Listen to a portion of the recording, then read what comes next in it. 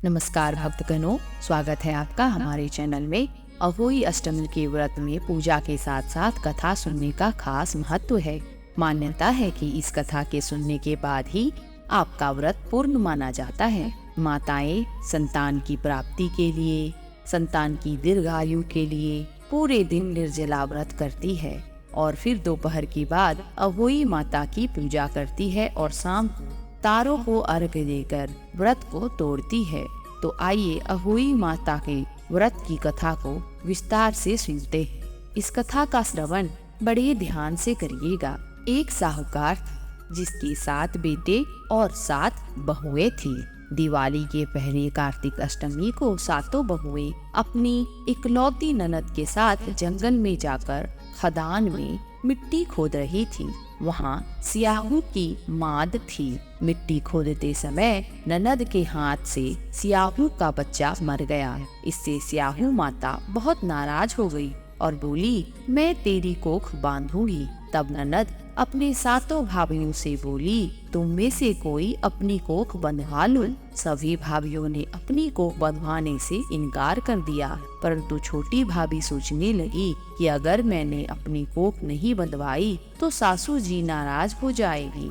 यह सोचकर ननद के बदले मैं छोटी भाभी ने अपनी कोख बंधवा ली। अब इसके बाद उसको बच्चा होता वह 7 दिन होकर मर जाता। एक दिन पंडित बुलाकर पूछा, मेरी संतान 7वें दिन क्यों मर जाती है? तब पंडित ने कहा, तुम सुरही गाय की सेवा करो। सुरही गाय सियाहू माता की भाईली है, वह तेरी कोख खुलवा देगी, तब तेरा बच्चा जिएगा। अब वह बहुत जल्दी उठकर चुपचाप सुरही गाय के नीचे साफ सफाई कर आती। सुरही गाय ने सोचा, रोज उठकर कौन मेरी सेवा कर रहा है, सो आज देखूंगी। गौ माता खूब सवेरे उठी, देखती है कि साहूकार के बेटे की बहू उसके नीचे साफ सफाई कर रही है। गौ माता ने उसे बोली, क्या मांगती है? साहूकार की बहू बोली, सियाहू माता तुम्हारी भाईली है और उसने मेरी कोख बांध रखी है, सो मेरी कोख खुलवा दो। गौ माता ने कहा, अच्छा ठीक है। अब तो गौ माता समुद्र पार साहूकार की बहू को अपनी भाईली के पास लेकर चल पड़ी। रास्ते में कड़ी धूप थी, सो वह दोनों एक पेड़ के नीचे बैठ गईं। थोड़ी देर में एक सांप आया। उसी पेड़ पर गरुड़ पंखनी का एक बच्चा था। सांप उसको डसने लगा। तब साहूकार की बहू ने सांप को मार डाल के नीचे दबा दिया और बच्ची को बचा लिया।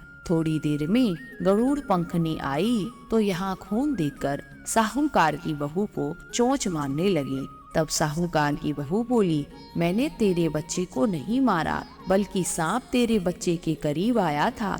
मैंने तो उससे तेरे बच्चे की रक्षा की है। यह सुनकर गरुड़ पंखनी बोली, मांग तू क्या मांगती है? वह बोली, 7 समुद्र पार सियाहू माता रहती है, हमें तो उसके पास पहुंचा दे। तब गरुड़ पंखनी ने दोनों को अपनी पीठ पर बिठाकर सियाहू माता के पास पहुंचा दिया। सियाहू माता उनको देखकर बोली, आप बहन बहुत दिनों में आई है। फिर कहने लगी, बहन मेरे सिर में जुएं पड़ रही है। तब सुराही के कहने पर साहूकार की बहू ने उसकी सारी जुएं निकाल दी। इस पर सियाहू माता प्रसन्न होकर बोली, तूने मेरे सिर में बहुत सलाई घेरी है, इसीलिए तेरे 7 बेटे और 7 बहू होगी। वह बोली, मेरा तो एक भी बेटा नहीं, 7 बेटे कहाँ से होंगे? सियाहू माता बोली, वचन दिया है। तब साहूकार की बहू बोली, मेरी कोख तो तुम्हारे पास बंद पड़ी है। यह सुनकर सियाहू माता बोली, तूने मुझे ठग लिया। जा, तेरे घर तुझे 7 बहुएं मिलेगी। तू जाकर उजमन करियो, 7 अहोई बनाकर 7 कढ़ाई करियो। यह लौटकर घर आई तो वहाँ देखा कि 7 बेटे और 7 बहू बैठे हैं। वह खुश हो गई। उसने 7 अहोई बनाई, 7 उजमन किए और 7 कढ़ाई करी। शाम के समय जेठानियों आपस में कहने लगी कि जल्दी जल्दी पूजा कर लो, कहीं छोटी बच्चों को याद करके ना रोने लगे। थोड़ी देर में उन्होंने अपने बच्चों से कहा, अपनी चाची के घर जाकर देख आओ कि आज वह अभी तक रोई क्यों नहीं। बच्चों ने आकर कहा, चाची तो कुछ मांड रही है, खूब उजमन हो रहा है। यह सुनते ही जेठानिया दौड़ी दौड़ी वहाँ आई और आकर कहने लगी कि तुमने कोख कैसे खुलवाई। वह बोली, तुमने तो कोख बंधवाई नहीं थी, सो मैंने कोख बंधवा ली थी। अब सियाहू माता ने कृपा करके मेरी कोख खोल दी। हे सियाहू माता, जिस प्रकार उस साहूकार की बहू की कोख खोली, उसी प्रकार हमारी भी कोख खोलना। अगर आपको यह कथा पसंद आई है तो भक्तगणों, हमारे चैनल को सब्सक्राइब करें। धन्यवाद।